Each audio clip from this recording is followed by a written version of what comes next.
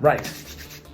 Prone propulsion, or glute max prone propulsion, or right glute max prone propulsion, whatever you want to call it, is effectively just getting that right glute max to push up and forward, which makes it super useful and one of the, like a top exercise if you're in this right oblique pattern where your left side has come up and over.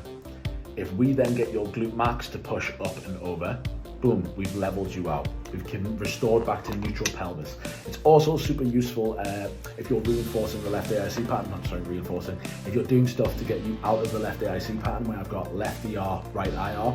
If I get this glute max to push forward, I can get right ER and left IR. I can alternate, I can swap that over pretty much. So super useful exercise. Play around with it. If anybody struggles to feel their glutes, fucking this is the one because it sets them alight. Cool.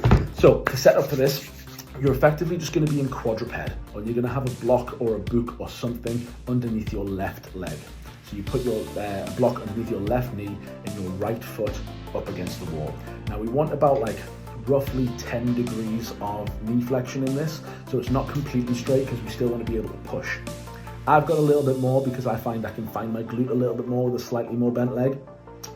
But play around with positions. Like as you coach this, you'll find some things work better for some people, some things work better for other people. I find a bit more of a bend in my leg, I can really drive my foot in. Cool. So we're going to sense our heel against the wall, the inside edge of your foot, inside edge of your heel, and the inside edge of the ball of your foot. And we're going to try and flatten out that medial arch. So the arch of your foot should be pushing in. We should be getting into pronation, basically. We're trying to replicate mid stance, or just before mid stance, where our glute max has to really work. During the gait cycle, as soon as we go into mid stance, that's when we're kind of like using that propulsive force to push us forward, or effectively like just before that late stance. And the reason we have our left knee on a block is so that we can drop our right hip.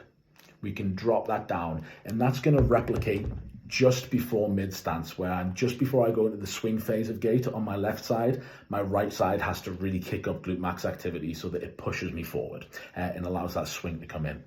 So it's kind of delayed. Never mind, talking about gait too much. Cool. So set yourself up in quadruped, a block underneath your left leg. You're then going to drop your right hip and put your foot on the wall about pretty much straight, about 10 degree knee flexion. Drive the medial arch of your foot into the floor with references of your inside heel and inside ball of your foot. Push that down. As soon as they've got glute max, tell them to breathe into that position and just chill in that position. Just get glute max firing up and keep it firing up and breathe. Big open mouth exhales and then quiet, silent inhales, etc., etc., etc. You'll find that this helps push the right side forward.